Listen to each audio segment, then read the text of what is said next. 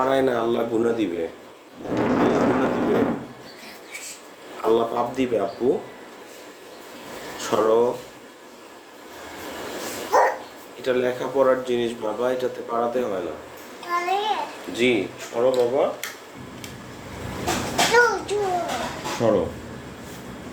দাও, এটা দাও আব্বুর কাছে দাও, এই কাগজটা আব্বুর কাছে দাও, দাও দাও বাবা দাও প্লিজ। মাশাআল্লাহ মোহাম্মদ, দাও দাও বাবা দাও দাও দাও দাও, পড়ে গিয়েছে, সুন্দর করে দাও। জি মাশাআল্লাহ। দেখুন আমি এটা ওর কাছ থেকে এভাবে কেন নিয়েছি, আমি চাইলেই নিজের হাতে নিতে পারতাম, কিন্তু এইভাবে ওর থেকে বলে নেওয়ার মানে হচ্ছে যে বাবা তুমি হচ্ছে নিজের আগ্রহে দাও, ঠিক আছে, এতে করে বাচ্চারা আগ্রহ পায়।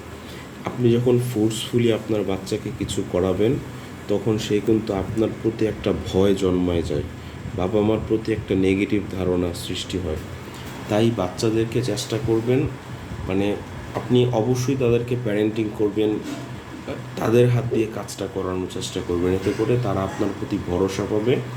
এবং সে যখন অনেক বড় হয়ে যাবে, হ্যাঁ, ম্যাক্সিমাম ক্ষেত্রেই কিন্তু বড় হওয়ার পর ছেলে মেয়েদের সাথে বাপ মার ক্লাস শুরু হয়, তখন এতটুকু মনে রাখবে যে আর যাই কিছু হোক আমার বাবা বা মা হয়তো আমার এই কথাটা মানবে, আমার আমার একটা পরামর্শ তারা শুনবে, ঠিক আছে। আল্লাহ সকলকে বুঝার তৌফিক দান করুন। আসসালামু আলাইকুম।